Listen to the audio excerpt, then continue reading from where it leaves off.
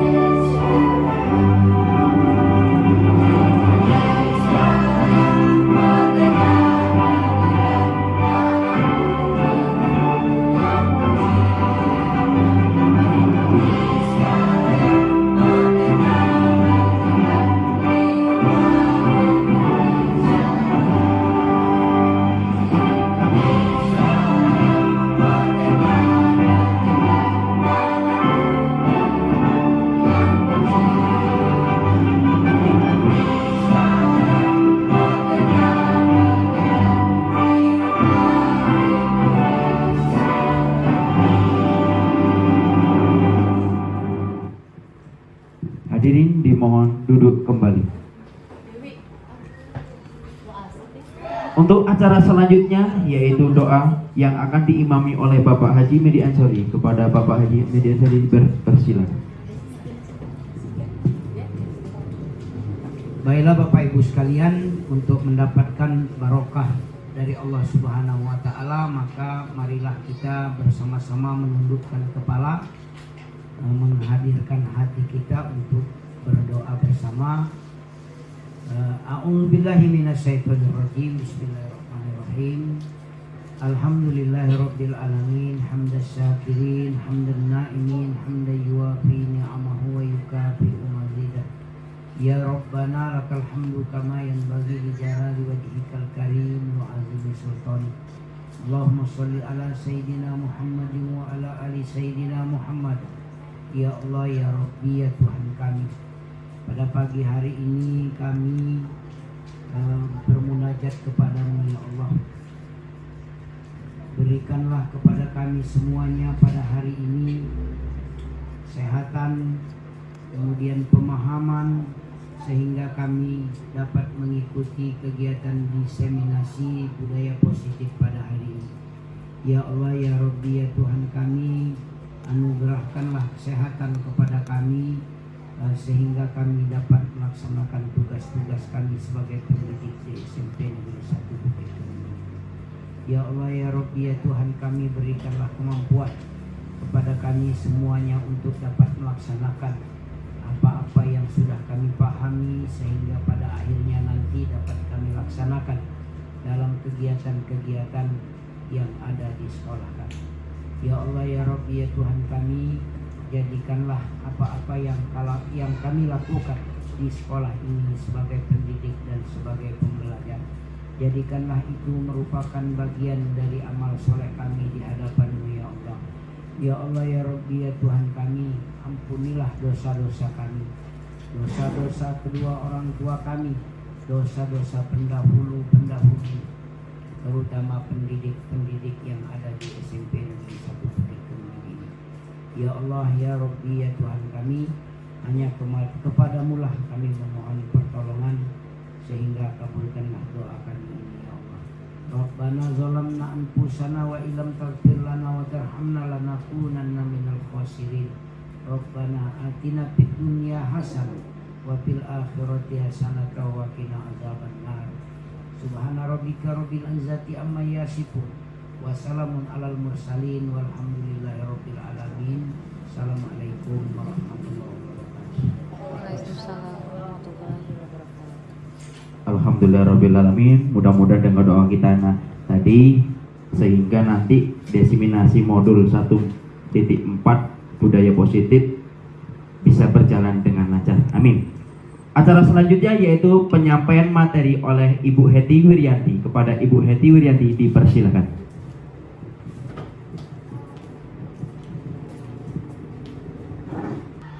Assalamualaikum warahmatullahi wabarakatuh. Waalaikumsalam warahmatullahi wabarakatuh.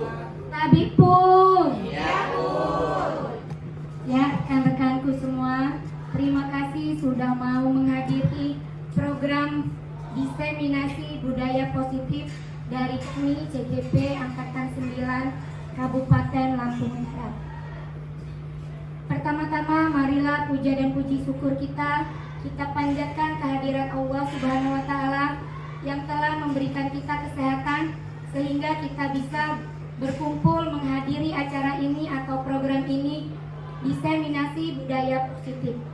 Kemudian tak lupa pula salawat teriring salam kita sanjungkan kepada Nabi besar kita, yakni Nabi Muhammad SAW.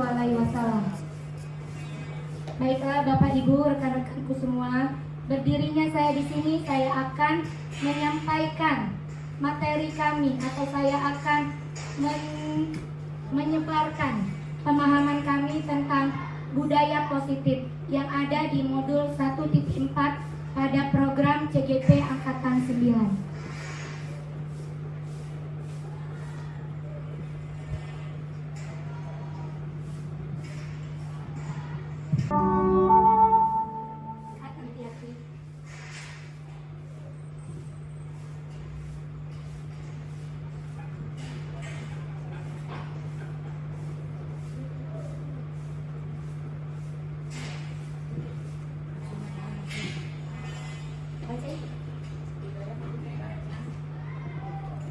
Ya baik Bapak Ibu, materi pertama yaitu adalah tentang budaya positif. Budaya positif itu merupakan nilai-nilai dan kebiasaan-kebiasaan di sekolah yang berpihak kepada murid agar mereka dapat berkembang menjadi pribadi yang kritis, penuh hormat dan bertanggung jawab. Kemudian seperti kata Ki Hajar Dewantara, Bapak pendidikan kita, mengatakan bahwa untuk mencapai kemerdekaan atau dalam konteks pendidikan kita saat ini dan untuk menciptakan murid yang merdeka, syarat utamanya adalah harus ada disiplin yang kuat. Disiplin yang dimaksud adalah disiplin diri yang memiliki motivasi internal. Jika kita tidak memiliki motivasi internal, maka kita memerlukan pihak lain yang untuk mendisiplinkan kita. Apa itu makna disiplin? Disiplin itu artinya belajar. Kata disiplin sering dikaitkan dengan tata tertib, teratur, dan kepatuhan pada peraturan. Kata disiplin juga sering dihubungkan dengan hukuman. Padahal itu sungguh berbeda. Karena belajar dengan disiplin tidak harus dengan memberikan hukuman. Sebagai pendidik, tujuan kita adalah menciptakan anak-anak yang memiliki disiplin diri, sehingga bisa berperilaku dengan mengacu pada nilai-nilai kebajikan universal dan memiliki motivasi intrinsik atau dan ekstrinsik, yaitu motivasi internal atau eksternal. Baik, yang berikutnya yaitu teori motivasi hukuman dan peragaan restitusi. Teori motivasi perilaku manusia. Teori motivasi perilaku manusia ini ada 3. Yang pertama yaitu motivasi internal, yaitu untuk menghindari ketidaknyamanan atau hukuman. Kemudian yang kedua juga motivasi eksternal, yaitu untuk mendapatkan imbalan dari orang lain.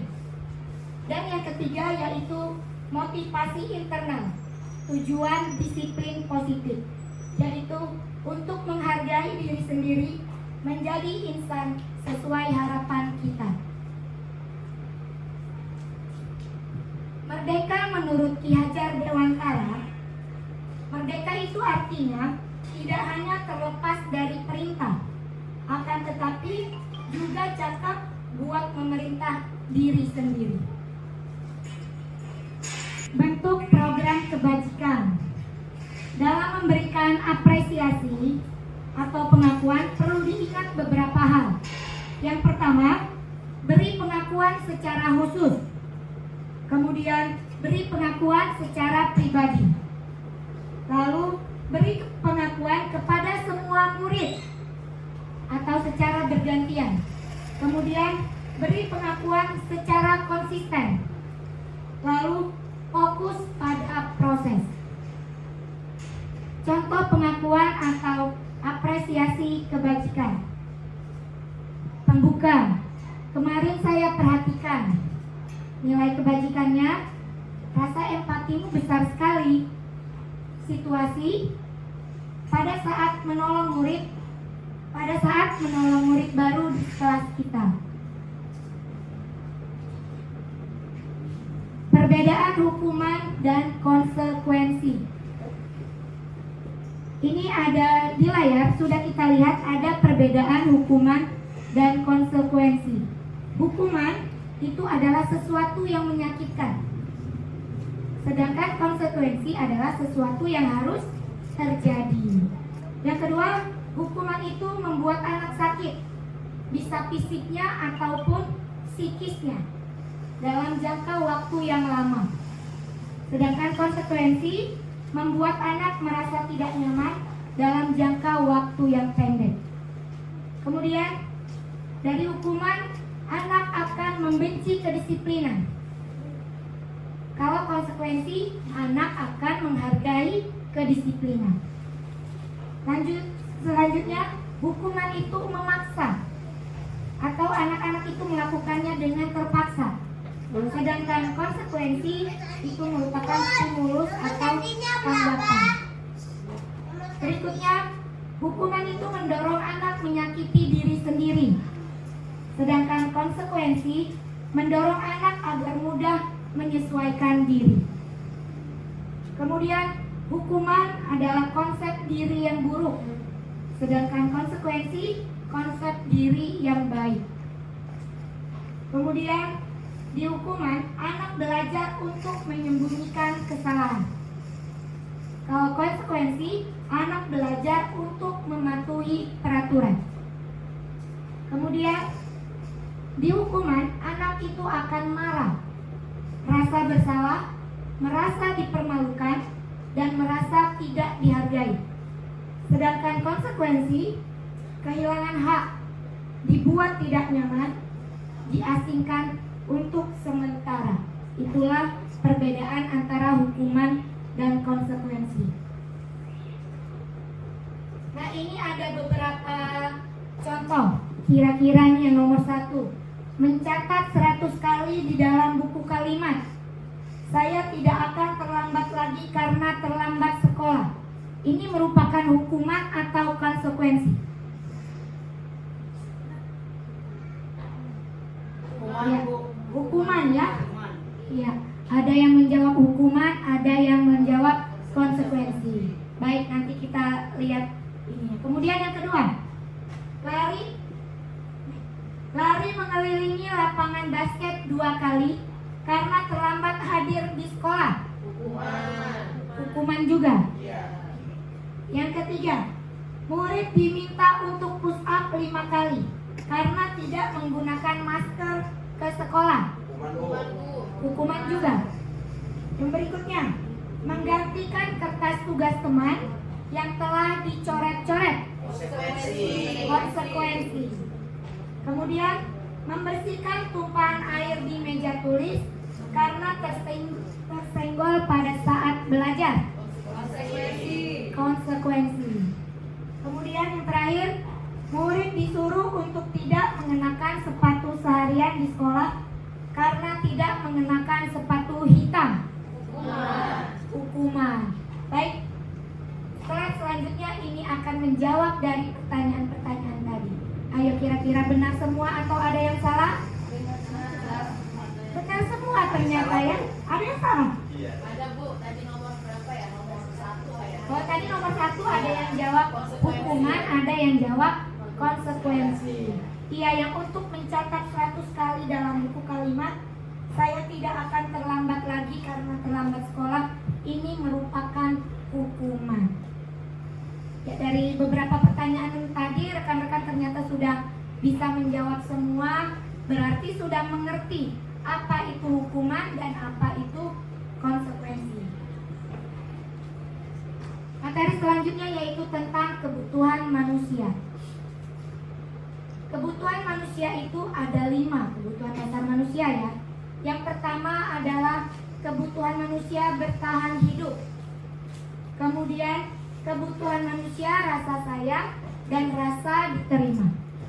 Yang ketiga yaitu kebutuhan manusia tentang penguasaan. Berikutnya kesenangan dan yang terakhir kebebasan.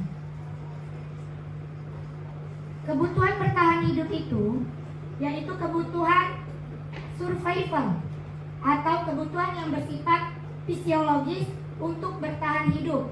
Misalnya kesehatan, rumah, makanan, itu kebutuhan bertahan hidup. Kemudian yang kedua, kebutuhan kasih sayang atau kebutuhan untuk diterima, yaitu kebutuhan psikologis.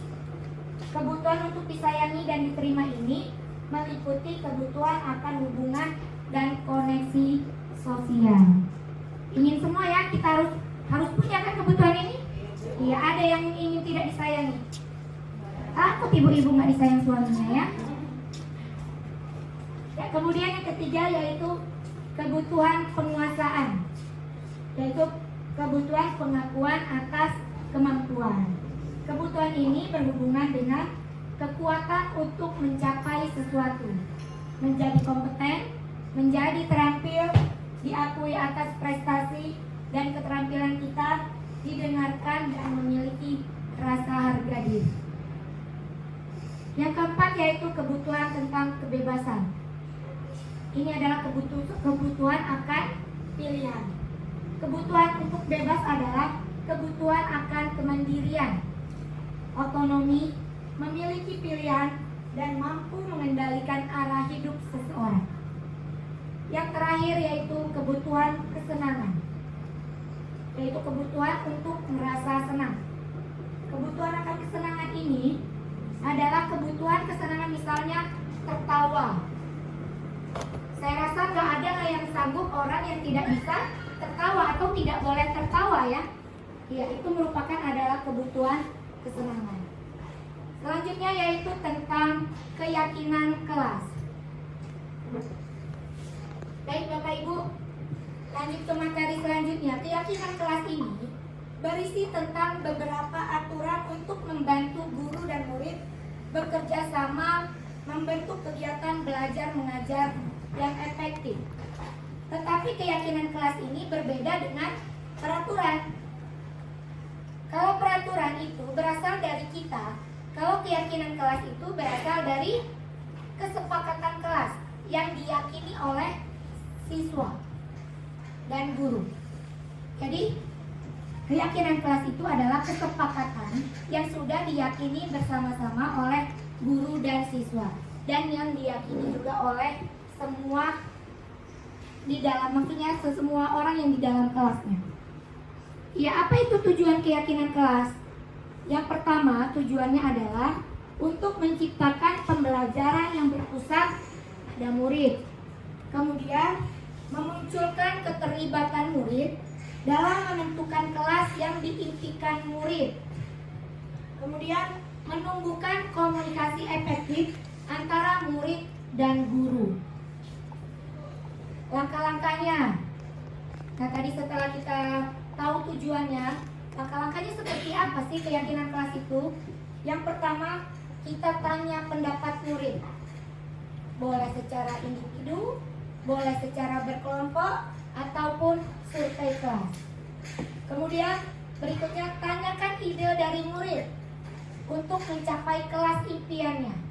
Dia menginginkan kelasnya seperti apa? Kemudian setelah kita menanyakan ide murid, kita ambil kesimpulan dari ide murid. Selanjutnya, ubah ide murid tadi menjadi keyakinan kelas dengan menggunakan kalimat yang positif.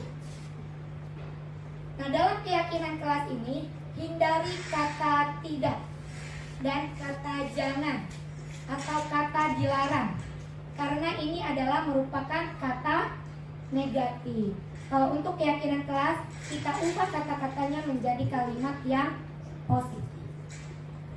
Terakhir, keyakinan kelas dibuat dalam bentuk poster dan ditempel di kelas, agar semua siswa dapat mengingat kembali atau membaca kembali apa itu keyakinan kelasnya. Nah, ini adalah contoh keyakinan kelas yang pernah saya buat. Selanjutnya yaitu posisi kontrol guru. Ada 5 posisi kontrol guru. Yang pertama yaitu guru sebagai penghukum.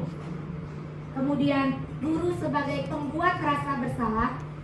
Kemudian ada guru yang sebagai teman. Ada juga guru yang posisi kontrolnya sebagai pemantau. Dan ada yang sebagai manajer. Nah, ini adalah perbedaan penghukum, pembuat rasa bersalah, teman, pemantau, dan manajer dari posisi kontrol guru tadi. Kalau yang penghukum, guru berbuat akan menghardik, menunjuk-nunjuk, atau menyindir-nyindir siswa. Kalau yang pembuat rasa bersalah, guru ini biasanya berceramah, membuat seolah-olah murid itu nanti akan merasa bersalah terhadap guru. Kemudian kalau sebagai teman, guru akan membuatkan alasan-alasan untuk muridnya. Kalau sebagai pemantau, guru akan menghitung dan mengukur. Sebagai manajer, guru akan mengajukan pertanyaan-pertanyaan. Nah, yang berikutnya, guru berkata. Jadi kalau di dalam hukum, biasanya guru itu berkata, kalau kamu tidak melakukan sesuatu, awas ya. Sering ya kita dengar seperti itu ya. Itu berarti guru bertindak sebagai penghukum. Kemudian kalau sebagai pembuat rasa bersalah, misalnya guru itu mengatakan, kamu kan udah tahu, ibu lelah loh, ibu capek, ibu stres ngadepin kamu. Berkali-kali udah ibu bilang. Nah, itu adalah guru yang membuat rasa bersalah. Kemudian kalau guru sebagai teman, dia biasanya mengatakan, ayolah, lakukan demi ibu. Masa kamu tidak mau? Gak mau ya bantu ibu. Ingin ibu dimarahi kepala sekolah. Nah, itu adalah guru sebagai teman. Kemudian guru sebagai pemantau. Kalau guru sebagai pemantau, dia biasanya akan mengatakan, kamu sudah melanggar ini, apa peraturannya? Gitu. Kemudian sebagai manajer, guru akan mengatakan, apa yang kita yakini ini, apa yang bisa kau kerjakan untuk memperbaiki permasalahan ini. Hasilnya atau dampaknya dari penghukum ini belum dampak ya. Hasilnya, kalau yang penghukum, murid itu akan memberontak. Dia juga akan menyalahkan orang lain. Dia juga akan berbohong. Kalau yang pembuat rasa bersalah, hasilnya adalah dia akan menyembunyikan kebohongannya atau dia akan menyangkal. Kemudian yang sebagai teman, murid ini akan ketergantungan karena terbiasa dibantu oleh gurunya. Kemudian yang sebagai pemantau akan menyesuaikan diri bila diawasi.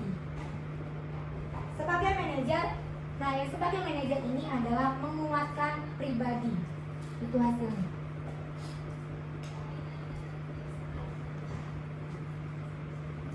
Nah, untuk memahami kelima posisi tadi, mari kita saksikan kasus Naren yang terlambat hadir 20 menit di sekolah.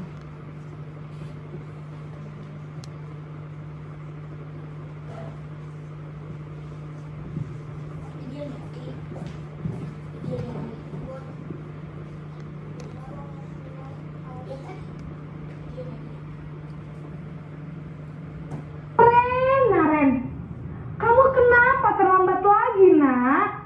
Ya Tuhan, Naren, kamu senang ya bikin ibu susah ya?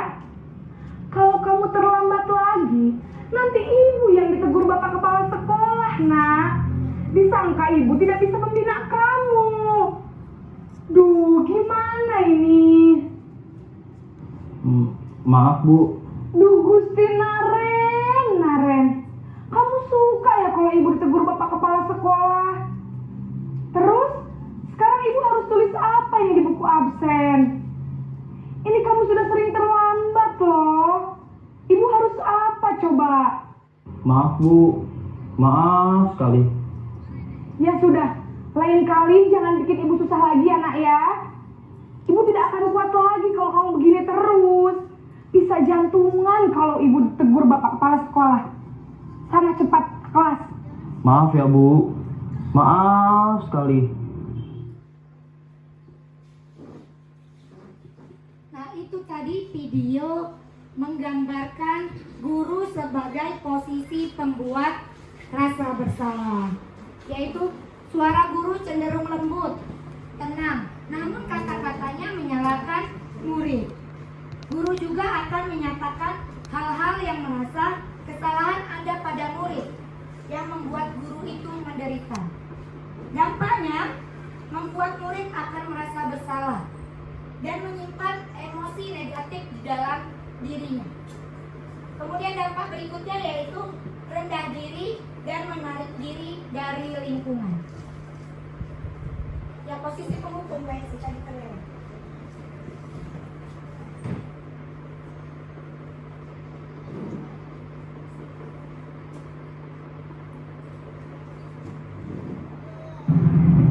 Selamat pagi Bu. Wah, sudah jam berapa ini nak? Terlambat loh.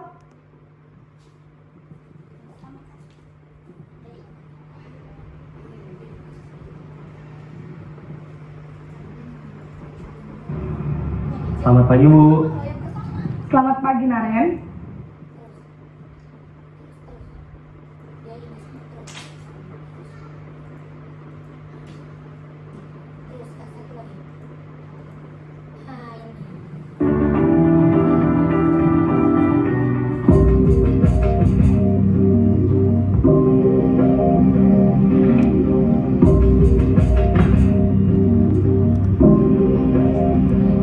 Naren, sini kamu. Selamat pagi Bu. Selalu terlambat. Kamu deh, pasti terlambat. Maaf Bu. Saya Apa? Apa coba? Alasan kamu apa lagi? Kapan sih kamu tidak terlambat? Malas sekali ya kamu jadi anak. saya Dasar pemalas. Gak kapok-kapok sih kamu. Sudah berapa kali terlambat? Sana, kamu keliling lapangan basket 2 kali. Kenapa saya harus ke lapangan basket Bu? Kenapa? Kamu mau lawan ibu? Berani-beraninya jawab. Sudah terlambat, masih berani jawab pula. Sekarang, keliling lapangan basket 5 kali sekalian. Biar kapok. Cepat, pergi sana ke lapangan basket. Nah, itu tadi adalah video guru sebagai penghukum. Gurunya berbicara dengan nada tinggi, menghardik, berkaca pinggang. Biasanya guru itu akan membentak. Hukuman ini akan menyakitkan murid, bisa fisiknya ataupun psikisnya. Dia akan merasa sakit hati, dimarahi oleh gurunya. Kemudian dampaknya adalah murid akan menjadi pendendam. Dan murid tidak menyukai guru atau guru ngapalnya yang diampu oleh guru tersebut.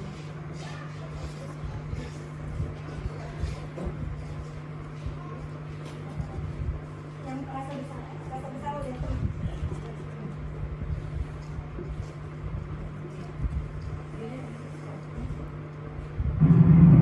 Selamat pagi, Bu. Wah, sudah jam berapa ini, Nak? Terlambat lagi ya, sayang. Iya, Bu. Habis ibu saya lupa bangunkan saya, Bu. Kamu malah menyalahkan ibu kamu. Kamu bukannya anak yang larinya paling kencang. Kok terlambat sih? Iya, Bu. Saya memang terlambat bangun tadi. Jadi, biarpun saya lari kencang, tetap gak kekejar, Bu. Ya sudah sana. Nanti lain kali larinya lebih kencang lagi ya. Biar gak terlambat lagi. Bikin seneng ibu. Demi ibu. Bisa kan? Bisa lah, Bu. Ya sudah sana masuk kelas. Ibu beresin urusan absen kamu. Kamu ini ada-ada saja. Ya, yang video tadi adalah posisi guru sebagai teman. Guru berbicara dengan suara yang ramah, kemudian cenderung bersenda gurau. Ini akan membuat murid akan senang, aman, dan akrab. Tapi dampaknya, murid akan tergantung kepada guru tersebut atau faktor ketergantungan. Kemudian, murid tidak mandiri dan tidak bisa berpikir untuk dirinya sendiri. Sehingga di lain waktu, murid bisa berperilaku baik, namun hanya kepada orang tertentu saja atau kepada guru-guru tertentu.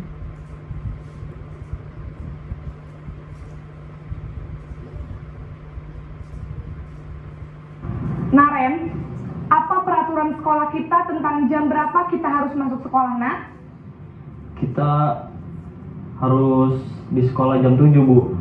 Iya betul, sekarang sudah jam 7.20. Naren sudah tahu konsekuensinya jika terlambat hadir. Paham, Bu. Saya harus tinggal kelas pas jam istirahat selama 20 menit. Iya benar, konsekuensinya demikian. Jadi nanti jam 9.30 pas istirahat, kamu harus tinggal di kelas, kerjakan tugas tambahan untuk ketertinggalan kamu, ya? Baik, Bu.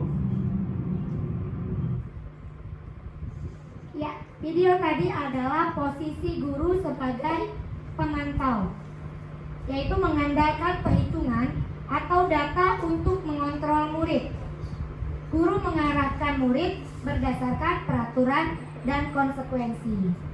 Seorang pemantau menunjukkan bahasa tubuh dan ekspresi wajah yang datar dan cenderung formal.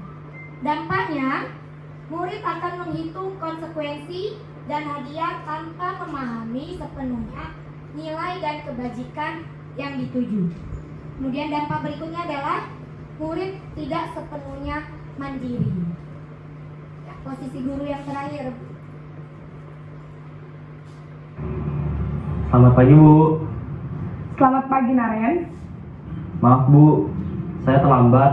Iya, sekolah masuknya jam 7, sekarang sudah jam 7.20. Jadi sekarang bagaimana ini, Naren? Maaf, Bu. Saya lupa setel alarm saya semalam. Baiklah, menurut kamu, keyakinan sekolah yang mana yang perlu kamu tingkatkan? Menghargai diri sendiri dan orang lain mungkin ya Bu. Setuju. Jadi, apakah Naren meyakini prinsip saling menghormati tersebut? Iya Bu, saya meyakininya. Apakah Naren bersedia memperbaiki masalah keterlambatan ini? Bersedia Bu. Bagaimana kamu akan perbaiki masalah keterlambatan ini? Saya akan coba untuk tidak lupa menyetel alarm saya Bu. Baik, kalau Naren lupa menyetel alarm di rumah, ada orang yang kira-kira bisa bantu mengingatkan tidak? Ada Bu, kakak saya, Kak Ema. Ada lagi selain Kak Emma? Selain Kak Ema, ada ibu saya. Baik, jadi yang mengingatkan Naren adalah Kak Emma dan ibu kamu ya? Kira-kira akan mulai setel alarm kapan nih Naren? Setelah pulang sekolah, akan segera saya lakukan. Baik, jadi Naren akan setel alarm untuk bangun besok pagi dan akan diingatkan oleh kakak dan ibunda Naren ya. Ada lagi yang mungkin perlu dilakukan Naren agar tidak terlambat bangun lagi? Tidak ada Bu. Baik Naren, terima kasih untuk kerjasama kamu. Sekarang kamu perlu kembali ke kelas untuk belajar. Baik Bu, terima kasih. Ya, video tadi menggambarkan adalah posisi guru sebagai manajer. Posisi manajer ini adalah posisi kontrol yang disarankan untuk membimbing murid memiliki sikap disiplin yang positif, yaitu murid yang mandiri, bertanggung jawab, dan dapat memecahkan masalah. Tujuan dari posisi AD ini adalah agar murid dapat berefleksi atas tindakannya. Dampaknya, guru akan dengan tulus memberikan pertanyaan-pertanyaan bermakna, sehingga membuat murid dapat belajar dari kesalahannya dan mencari sebuah solusi untuk menyelesaikannya. Kemudian dampak berikutnya adalah membuat murid menjadi lebih mandiri. Nah, setelah mengamati kelima adegan posisi kontrol tadi, kira-kira posisi mana yang ideal atau posisi mana yang dapat menunjang motivasi intrinsik murid? Jawabannya adalah posisi manajer. Ya, jawabannya adalah posisi manajer ya. Iya. Posisi ini memang posisi ideal yang dituju setiap pendidik. Perjalanan seorang pendidik tentunya tidak mudah untuk sampai pada posisi manajer. Namun, tujuan kita pasti, yaitu menciptakan murid-murid yang mandiri dan bertanggung jawab. Nah, sekarang ada tugas sedikit lagi. Tadi kan kita sudah melihat video-video tadi. Nah, ada pernyataan, saya kecewa sekali dengan kamu. Nah, kira-kira ini posisi kontrolnya apa guru tersebut? Membuat rasa kesalahan. Kemudian yang kedua, kamu tidak pernah benar melakukannya. Penghukum. Iya, penghukum. Kemudian, ayolah lakukan demi ibu. Sebagai teman. Ya, kemudian ada lagi, apakah kamu mau mendapatkan stiker bintang hari ini? Pemantau. Sebagai pemantau. Kemudian ada juga, bagaimana kamu bisa menyelesaikan masalah ini? Manajer. Yang terakhir, kamu selalu yang paling terakhir. Penghukum. Kita cek jawabannya. Bagaimana Bapak Ibu? Jawaban kita tadi apakah semua benar? Benar. Iya, semuanya benar. Berarti tersampaikan materi ini dengan baik melalui video-video tadi ya. Ya, materi selanjutnya yaitu tentang segitiga restitusi. Segitiga restitusi. Yang pertama kita akan mengerti dulu apa itu restitusi. Restitusi itu adalah proses menciptakan kondisi bagi murid untuk memperbaiki kesalahan mereka, sehingga mereka bisa kembali ke kelompoknya dengan karakter yang lebih kuat. Ini menurut dosen 2004. Karakteristik restitusi yang pertama, bukan menebus kesalahan, tetapi belajar dari kesalahan. Kemudian karakteristik yang kedua yaitu memperbaiki hubungan. Kemudian yang berikutnya, restitusi itu adalah tawaran, bukan paksaan. Kemudian menuntun untuk melihat ke dalam diri. Kemudian karakteristik restitusi itu juga mencari kebutuhan dasar yang mendasari tindakan. Yang terakhir yaitu adalah menguatkan dan fokus pada solusi. Nah, ada 3 tahapan segitiga restitusi. Yang pertama yaitu menstabilkan identitas, yang kedua validasi kebutuhan, dan yang ketiga adalah menanyakan keyakinan. Nah, yang untuk menstabilkan identitas ini adalah untuk membuat anak merasa gagal karena berbuat salah menjadi positif terhadap dirinya. Biasanya guru itu berkata, berbuat salah itu manusiawi nak. Kemudian tidak ada manusia yang sempurna. Bapak atau ibu juga pernah salah. Kemudian juga ada biasanya guru-guru itu akan mengatakan, kita pasti bisa menyelesaikan permasalahan ini. Kemudian bapak ibu tidak tertarik untuk mencari tahu siapa yang salah atau siapa yang benar. Nah, setelah kita melakukan stabilitas, kita akan mencari validasi kebutuhan atau apa yang mendasari siswa tersebut melakukan kesalahan. Validasi kebutuhan ini membantu murid mengenali basic atau kebutuhan dasar yang ingin dipenuhinya ketika melakukan kesalahan itu. Pada dasarnya, setiap tindakan manusia tujuannya adalah untuk memenuhi kebutuhan dasar. Apakah itu penguasaan, kebebasan, kasih sayang, dan rasa diterima, kesenangan ataupun bertahan hidup.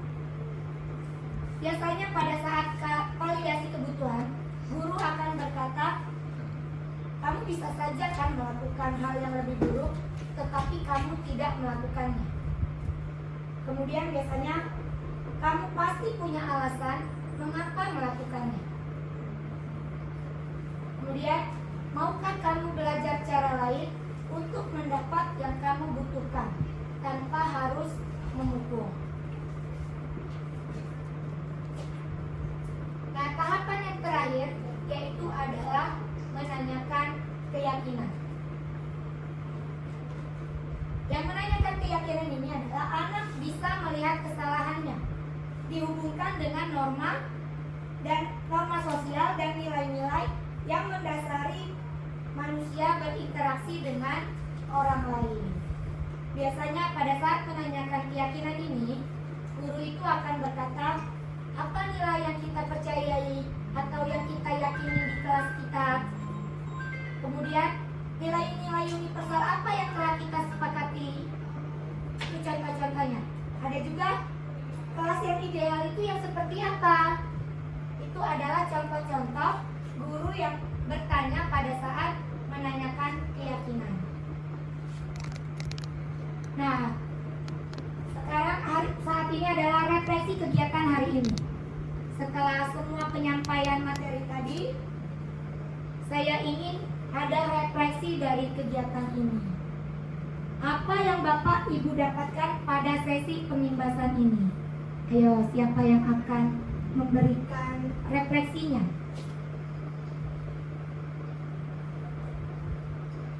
Ayo, Bu Desi silakan. Baik, terima kasih Ibu atas kesempatannya. Saya akan melakukan refleksi jadi ya.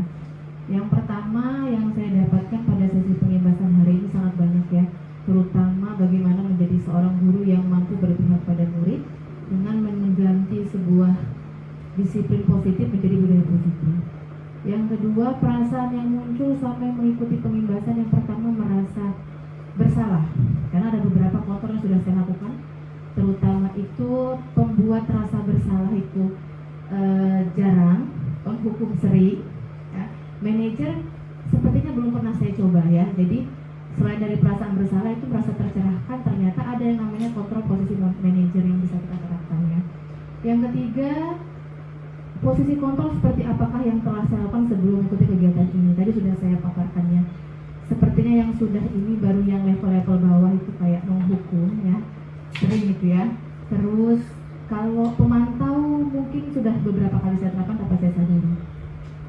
Setelah mengikuti pengimbasan dari Bu Heti yang akan saya terapkan setelah mengikuti kegiatan ini, saya akan berusaha mencoba dulu ya, walaupun tidak secara utuh, akan saya coba terapkan secara bertahap bagaimana menjadi seorang guru yang mampu mengontrol siswa saya melalui posisi manajer. Terima kasih. Terima kasih refleksi dari Ibu Desi Pertiwi. Ya, Bapak Ibu.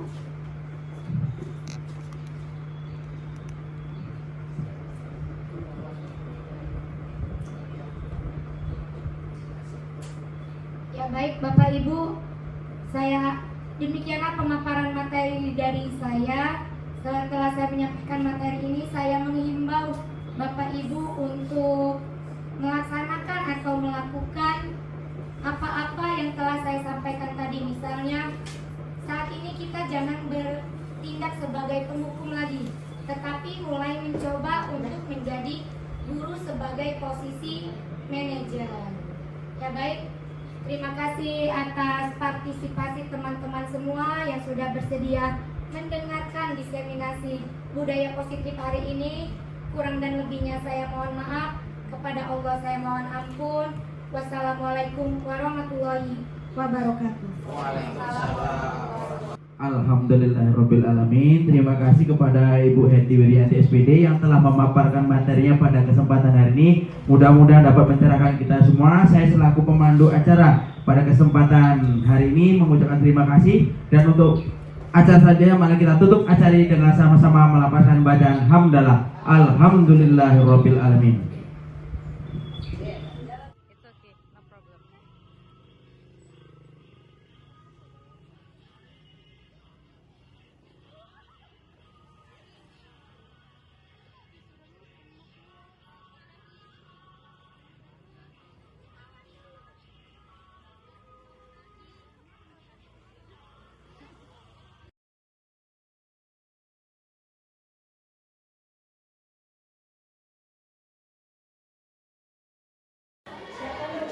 Semua siap.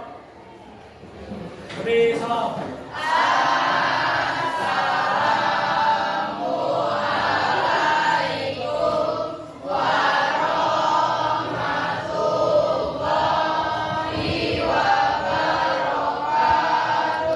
Waalaikumsalam warahmatullahi wabarakatuh. Siapa yang tidak masuk hari ini, Nak? Rega. Mana Rega? Tidak ada sekarang. Siapa yang rumahnya dekat Rega?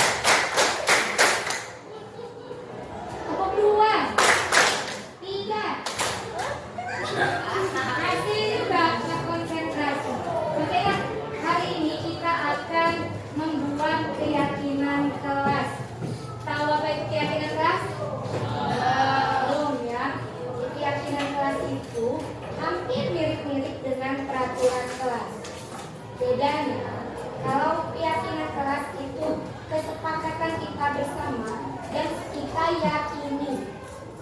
Kalian mau untuk melaksanakannya karena kalian meyakini.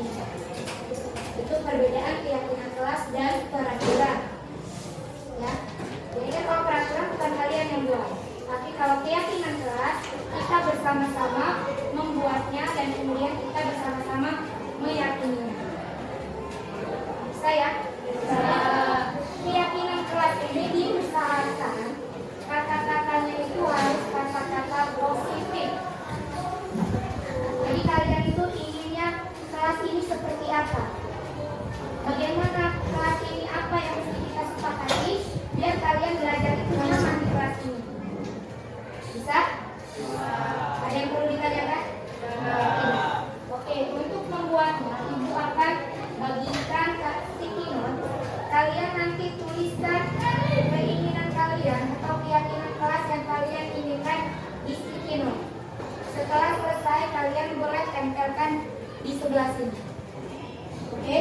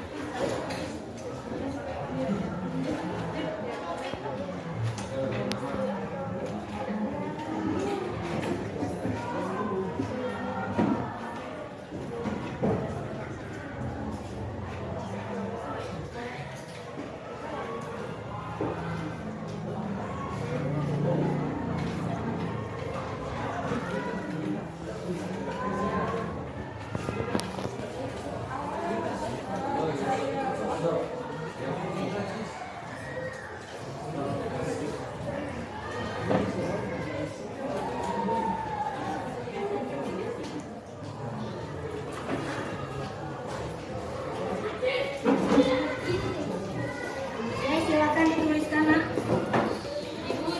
Ditulis namanya enggak? Boleh.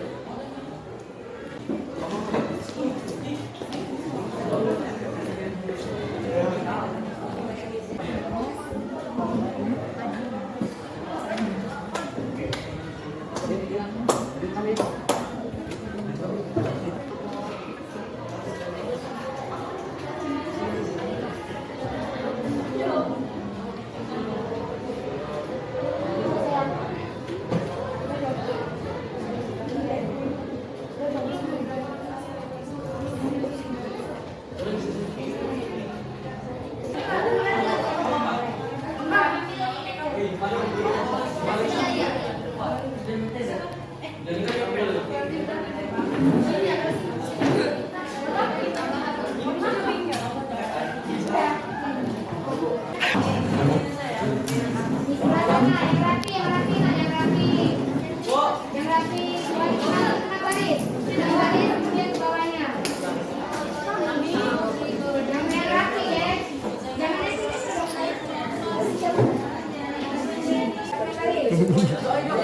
Bawahnya, bawahnya.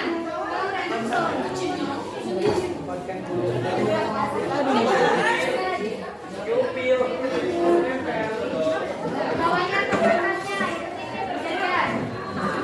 Yang udah selesai duduk lagi.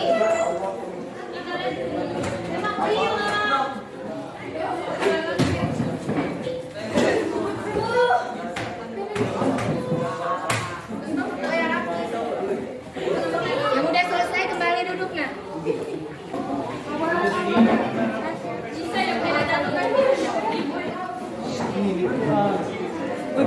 Di bawah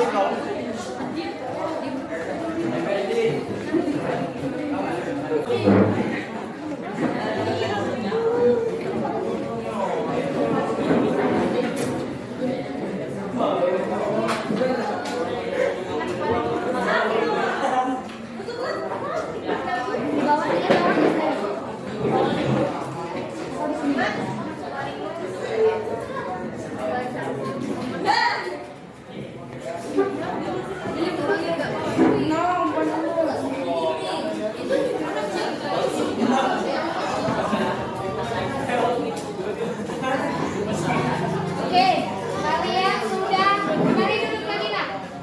Kalian sudah buat apa yang kalian inginkan demi kenyamanan kelas kita. Yang pertama ada kata-kata membuang sampah pada tempatnya. Berarti ini menjaga kebersihan ya nak ya. Kata-kata yang lebih indahnya. Oke, sepakat ya menjaga kebersihan? Sepakat ya?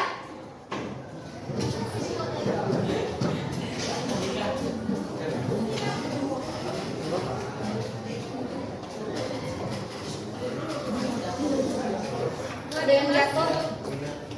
Aduh.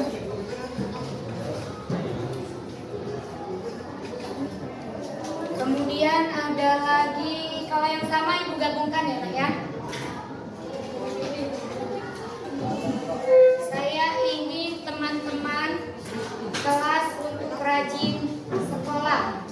Kata-katanya apa nih yang bagus? Saya ingin teman-teman rajin sekolah. Berarti rajin sekolah ya. Sepakat? Sepakat.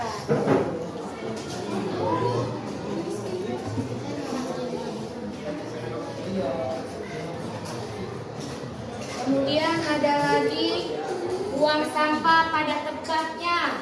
Ini masih menjaga kebersihan ya. Sama. Kemudian kerjakan sini aja nih. Sama.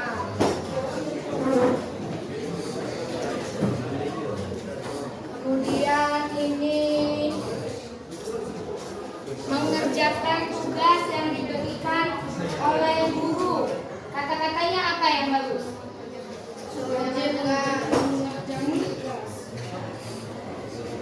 Apa kata-katanya yang bagus? Rajin mengerjakan tugas.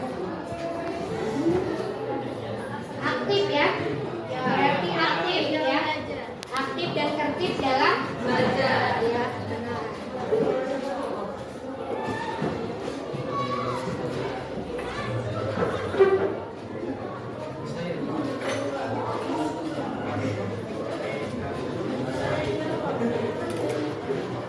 Yang jatuh lagi.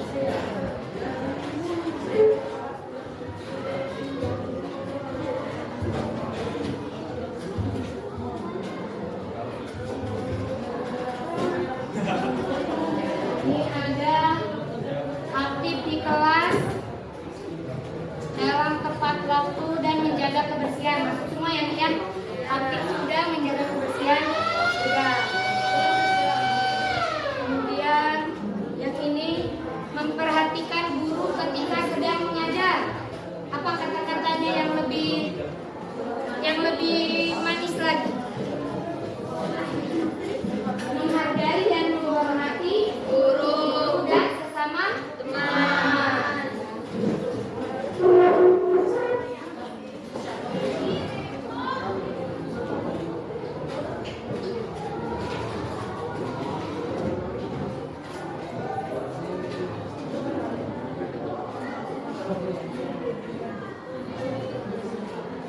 Kemudian berikutnya ini ingin kelas bersih agar nyaman saat belajar. Berarti menjaga ya. Udah. Ini makan dan minum pada saat jam istirahat. Tertib ya, nanti berarti ya. Kemudian ini meyakinkan teman bayar uang kas. Nah, bisa ya nak ya, masuk ini ya. Kemudian ini apa ini? Aktif dan tertib di kelas, udah ada ya nak ya. Nah ini meminta izin sebelum keluar kelas. Sepakat nak? Kata-katanya yang ini atau kita ganti? Meminta izin masuk dan keluar kelas ya. Kan masuk juga mesti izin. Belum ada ya nak ya?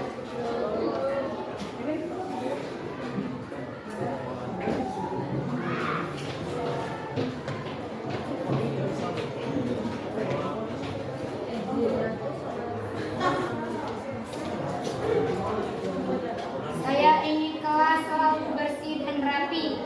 Nanti menjaga kebersihan. Masuk sini. Kemudian saya ingin kelas saya tertib. Udah ya nak ya? Ada. Ini makan saat istirahat atau tidak ada guru. Tertib ya nak? Mana tertib tadi? Kemudian ini datang tepat waktu. Rajin sekolah ya. Masuk ke rajin sekolah. Masuk kan ya rajin sekolah dengan datang tepat waktu. Kemudian ada tidak ada keributan dan pertengkaran di dalam kelas. Menghargai teman dia maksudnya.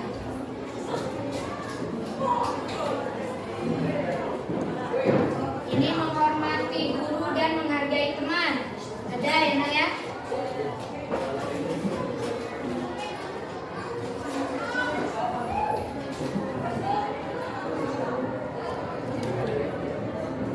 Datang tepat waktu. Bisa ya? Sepakat nggak nak datang tepat waktu? Sepakat?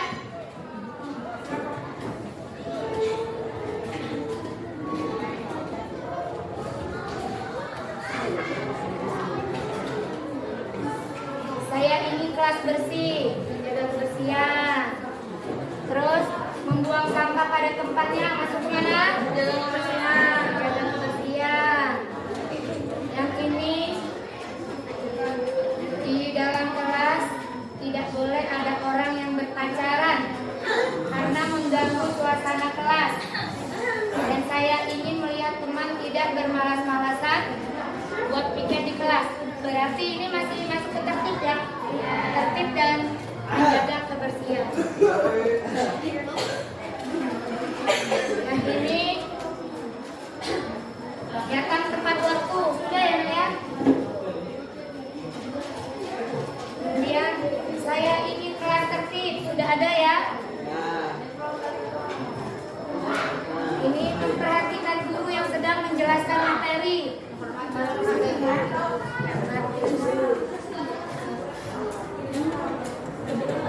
Yang ini memperhatikan guru yang sedang mengajar. Sama ya nak ya? Terakhir, ini ada terakhir.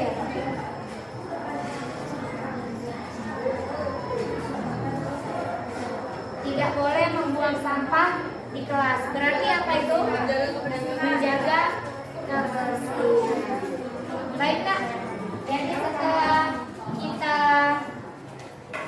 buat keyakinan kelas kita, ada 6 poin yang kita sepakati dalam keyakinan kelas kita. Yang pertama adalah menjaga kebersihan. Yang kedua Sekolah.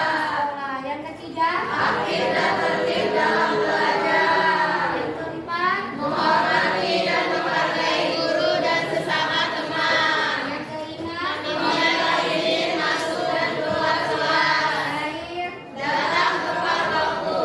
Iya, ini keyakinan kelas yang kita sepakati. Orang kami boleh. Mumpung isi nanti kamu tidak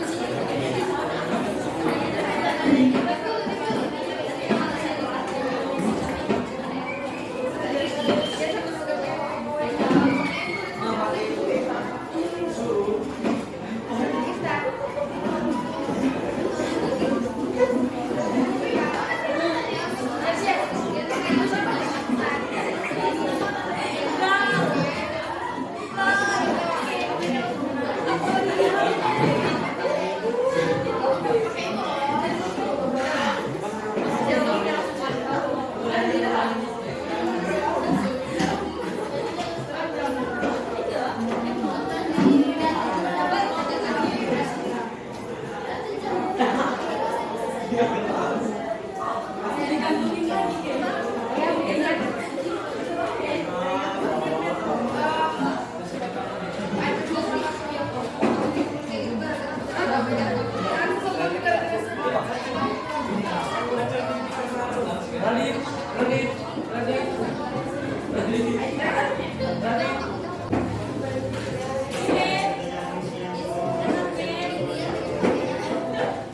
Kaisa berikutnya.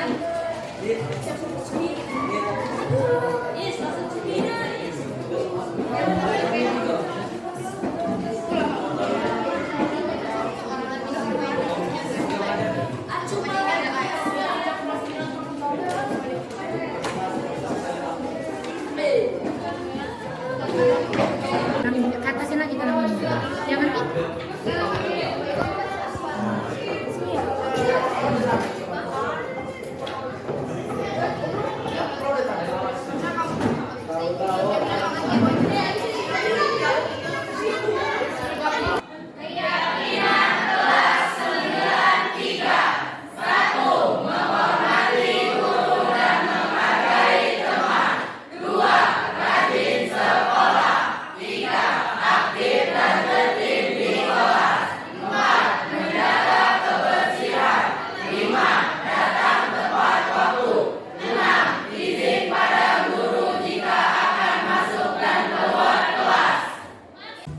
Assalamualaikum warahmatullahi wabarakatuh. Di sini saya Rizky Anggraini. Saya ingin mengucapkan terima kasih kepada Ibu Hetty Wiryanti karena telah melakukan pengimbasan budaya positif.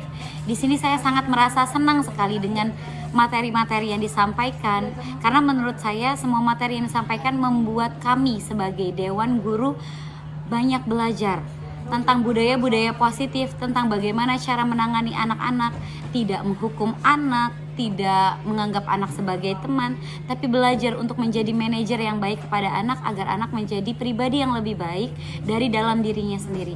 Sekali lagi, saya ingin mengucapkan terima kasih banyak Ibu Hetty Wiryanti atas ilmu-ilmunya. Wassalamualaikum warahmatullahi wabarakatuh.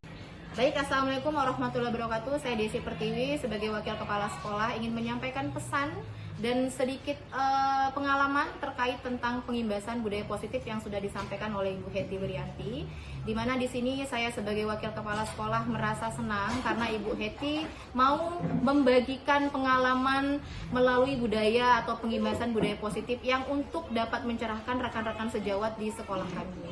Selain itu, saya berharap kepada Ibu Hetty untuk terus dapat menularkan praktik baik di lingkungan sekolah agar siswa-siswa di sini dapat tumbuh dan berkembang menjadi anak-anak yang belajar dalam lingkungan yang lebih merdeka, lebih baik dan lebih sesuai dengan zaman. Terima kasih. Wassalamualaikum warahmatullahi wabarakatuh.